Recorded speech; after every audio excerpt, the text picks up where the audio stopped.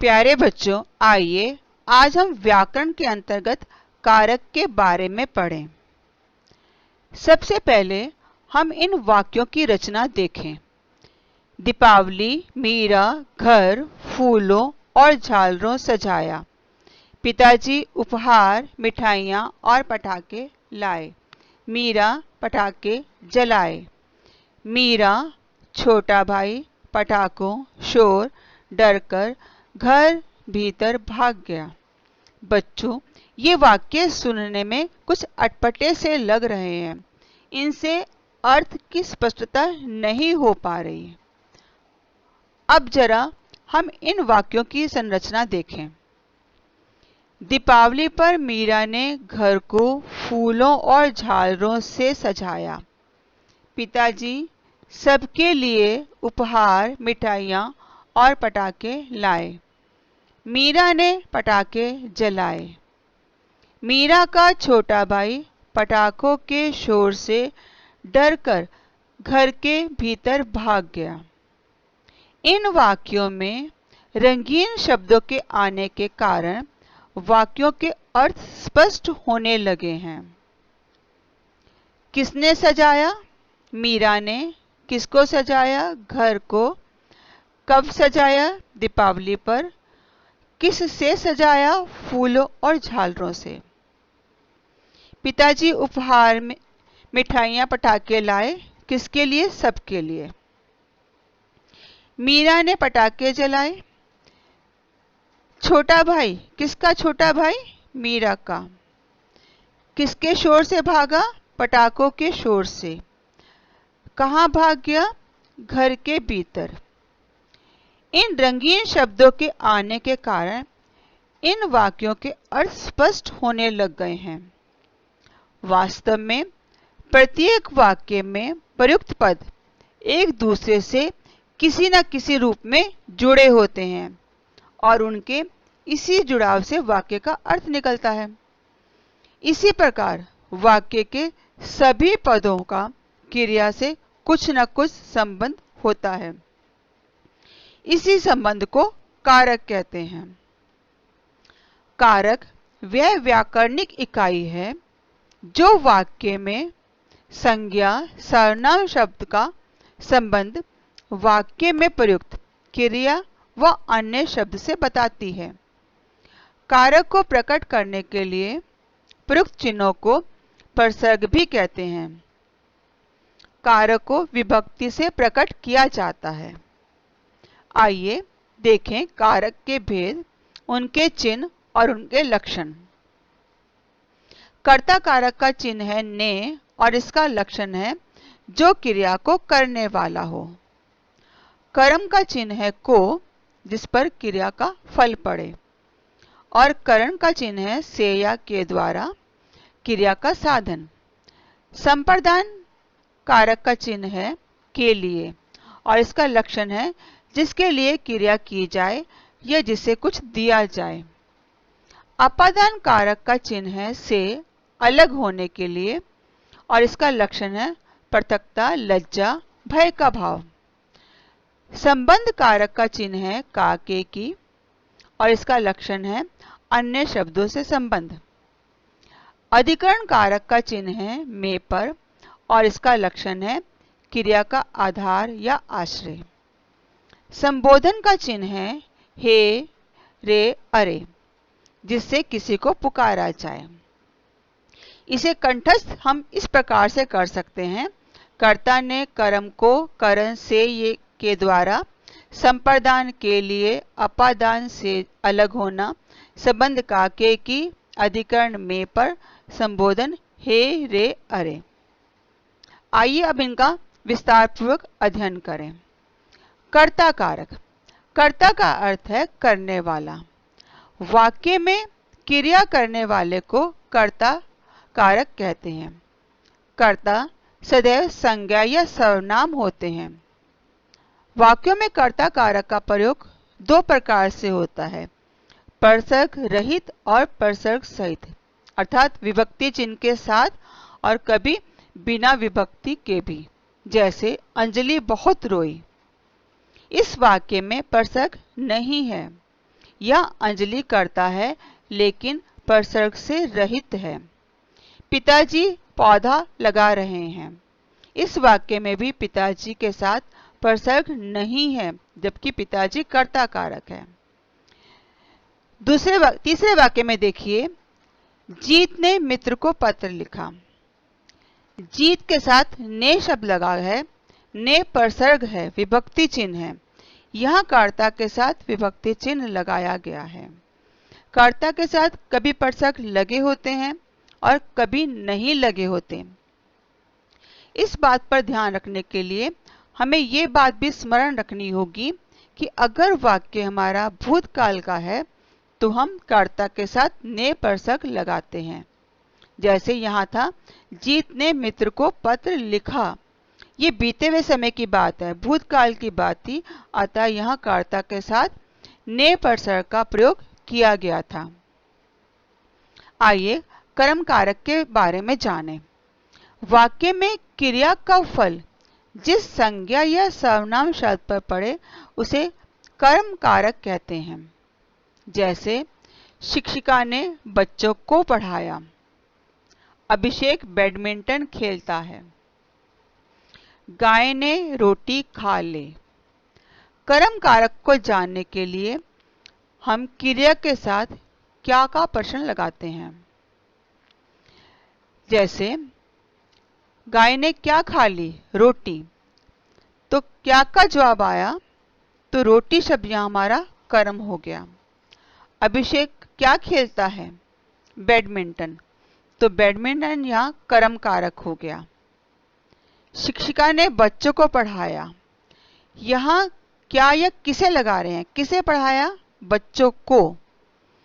तो अगर क्या और किसे के जवाब मिल रहे हैं तो वहां हमारा कर्म कारक होगा।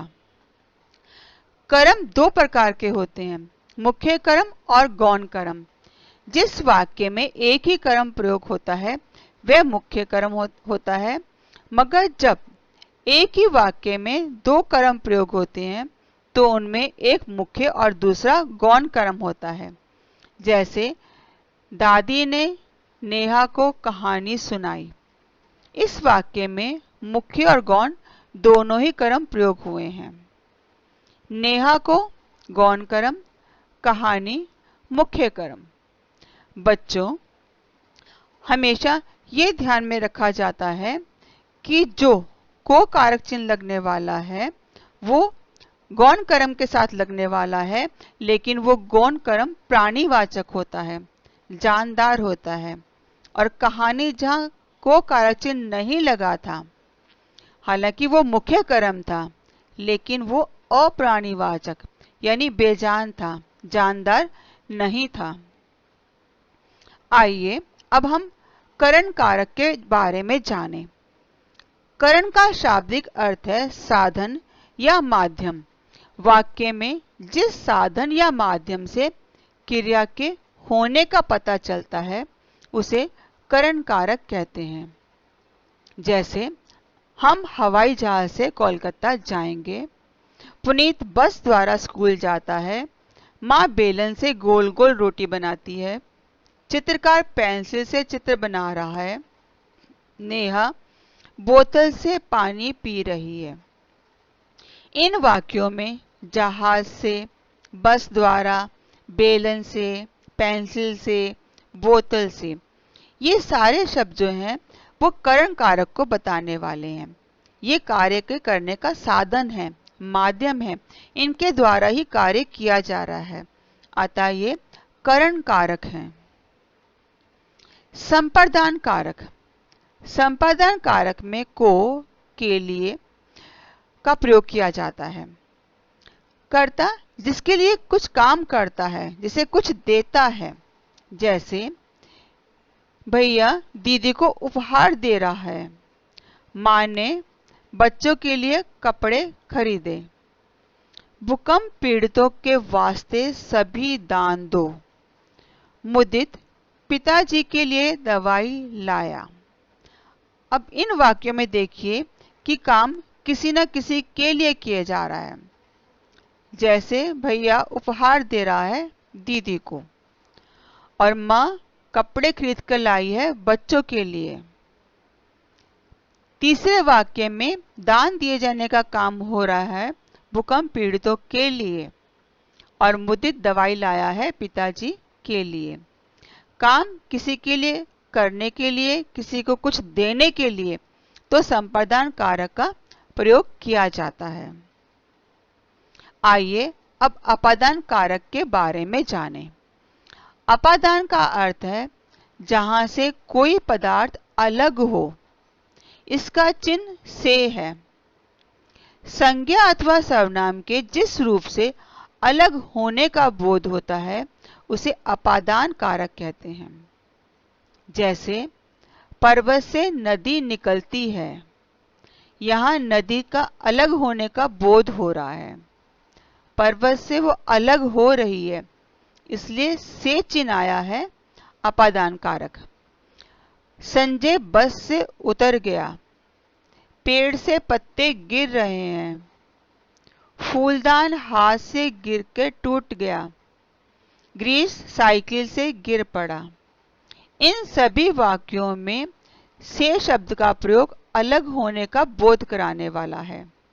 बस से अलग हुआ, बस से उतर गया, पत्तों का पेड़ से अलग होना, गिलास फूलदान का गिर के टूटना हाथ से अलग हो जाने का बोध करा रहा है। साइकिल से गिरना साइकिल से अलग होने का बोध करा रहा है। इसके अतिरिक्त अपादान कारक का प्रयोग अन्य स्थान पर भी होता है। जैसे संज्ञा या सर्वनाम रूपों से डरने, बचने, सीखने, लजाने या तुलना करने का भाव प्रकट करने पर भी अपादान कारक का प्रयोग होता है।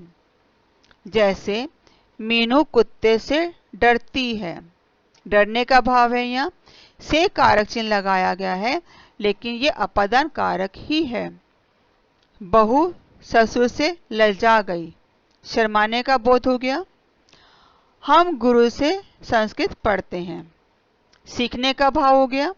इन सभी स्थानों पर भी से कारक चिन्ह होते हुए भी अपादान कारक ही है। आइए संबंध कारक के बारे में जानें। संबंध कारक के चिन्ह है का के। शब्दों के जिस रूप से वस्तु व्यक्ति का पारस्परिक संबंध प्रकट होता है उसे संबंध कारक कहते हैं। जैसे सुधा का घर बहुत बड़ा है। इस वाक्य में सुधा और घर के संबंध को बताया गया है। तुम्हारे पिताजी की दुकान कहाँ है? पिताजी और दुकान का संबंध बताने के लिए की कारक चिन्ह का प्रयोग किया गया है। यह दादाजी की तस्वीर है। यहाँ तस्वीर और दादाजी का संबंध की कारक के कारण स्पष्ट हो रहा है, अतः यहाँ संबंध कारक है। अधिकरण कारक। अधिकरण का अर्थ है क्रिया का आधार या आश्रय जिस पर क्रिया टिकी हुई है। वाक्य में जो क्रिया का आधार होता है उसे अधिकरण कारक कहते हैं। जैसे वृक्ष पर फल लगे हैं, कहाँ लगे हुए हैं, कहाँ टिके हुए हैं फल? वृक्ष पर। सरोवर में कमल खिले हैं, कमल कहाँ खिले हुए हैं? सरोवर में। बिल्ली मेज पर चढ़ गई है, मैं समय पर स्टेशन पहुंच गया। इस बार बोर्ड की परीक्षा मार्च में होगी। यह पुस्तक मेज पर रख दो। इन सब वाक्यों में पर कारक चिन्ह अधिकरण कारक का बोध कराने वाले हैं। संबोधन कारक। संबोधन कारक जिन शब्दों से किसी को पुकारा या संबोधित किया जाता है उन्हें संबोधन कारक कहते हैं। संबोधन कारक के चिन्हों का प्रयोग संज्ञा से पहले लगता है, उसके बाद विस्मय आदि बोधक का चिन्ह लगता है। जैसे हे भगवान, हे भगवान संबोधन है, हम किसी को पुकार रहे हैं। उसके बाद विस्मय आदि बोधक का चिन्ह है, हे भगवान रक्षा करो, अरे भाई जरा सुनो तो। कभी कभी बिना कारक चिन्हों के भी संबोधन होता है। जैसे यहाँ मैंने हे या अरे का प्रयोग नहीं किया गया है। गुरुजी, इस बार क्षमा करें। बच्चों, खूब मेहनत करो। यहाँ विस्मय आदि बोधक का चिन्ह लगाया गया है, लेकिन हे अरे जैसे संबोधन सूचक शब्दों का प्रयोग नहीं किया गया है। आइए कर्म और संपादन कारक में अंतर को जानें। कर्म और संपादन कारक दोनों में को का प्रयोग होता है, किंतु दोनों के प्रयोग में अंतर है। जैसे राम ने रावण को मारा। किसने मारा? राम ने। किसको मारा? रावण को। क्रिया का फल जहां पड़ता है, जिस पर पड़ता है, वो कर्म कारक होता है। इस वाक्य में मारने का प्रभाव रावण पर पड़ रहा है, अतः यह रावण कर्म कारक है। दूसरे वाक्य में देखिए, पूजा के बाद सेठ जी ने ब्राह्मणों को दान दिया। इस वाक्य में सेठ जी ने दान दिया है। किसको दिया है? ब्राह्मणों को। क्या दिया है? दान। वो मुख्य कर्म था, लेकिन उसमें को चिन्ह का प्रयोग नहीं किया गया था। यह दान शब्द अप्राणीवाचक था, बेजान था, और संप्रदान कारक में ब्राह्मणों को शब्द आया है। ब्राह्मणों के लिए क्रिया की गई है। जिसके लिए क्रिया की जाती है वहां संप्रदान कारक होता है। अब यहाँ ब्राह्मण शब्द जो है वो प्राणीवाचक है और वहां चिन्ह लगाया गया है को। यहाँ चाहे चिन्ह को लगाया गया है, लेकिन ब्राह्मणों के लिए दान दिया जा रहा है, अतः यहाँ ब्राह्मणों को शब्द संप्रदान कारक का बोध कराने वाला है। और जबकि दान शब्द जिसमें को चिन्ह नहीं लगाया गया था वहां कर्म कारक था। तो स्पष्ट हो गया, पहले वाक्य में रावण को कर्म है, दूसरे वाक्य में दान देने की क्रिया ब्राह्मणों के लिए की गई है। इस वाक्य में ब्राह्मणों को संप्रदान कारक है। आइए करण और अपादान कारक में अंतर को जानें। करण और अपादान कारक दोनों का कारक चिन्ह से है, परंतु दोनों के प्रयोग और अर्थ में अंतर है। करण कारक में से का प्रयोग साधन के लिए होता है, वहीं अपादान कारक में से अलग होने का बोध कराता है। जैसे वह फूलों से रंगोली बना रही है। किस से रंगोली बना रही है? कौन सा साधन था? फूल साधन थे जिसका प्रयोग करते हुए वह रंगोली बना रही थी, तो फूलों से हुआ करण कारक। पेड़ से फूल झड़ रहे हैं, या अलग होने का बोध हो रहा है। फूल अलग हो रहे हैं पेड़ से, अलग होने के कारण पेड़ से कारक चिन्ह जो है अपादान कारक कहलाएगा। आइए अभ्यास कार्य करें। रिक्त स्थानों की पूर्ति उचित कारक चिन्ह से कीजिए। मोना अभी अभी घर डैश निकली है। अनुराग डैश गरीब डैश खाना खिलाया। बच्चे तालाब डैश उछल कूद कर रहे हैं। दादाजी अनाथालय डैश कंबल लाए। रानी के सामने डैश सीट डैश एक वृद्धा बैठी हुई थी। एक आदमी डैश सोने डैश बहुत लालच था। मैं उसे 2000 डैश एक चेक भेज रहा हूं। इन वाक्यों में उचित कारक चिन्ह का प्रयोग कीजिए। अभ्यास कार्य 2। दिए गए वाक्यों में रंगीन शब्दों के कारक बताइए। एक दिन मौका पाकर गधा किसान के घर से भाग निकला। उसने बकरी को पटरी पर लेटे हुए देखा। वह स्कूल से चला गया। दूध वाले को पैसे दो। नौकरानी ने साबुन से कपड़ा साफ किया। सरकार द्वारा किसानों को मुफ्त बीज दिए गए। हे नगरवासियों, आओ हम सब मिलकर इस समस्या से निपटें। आशा है आपको कारक समझ में आ गए होंगे। धन्यवाद।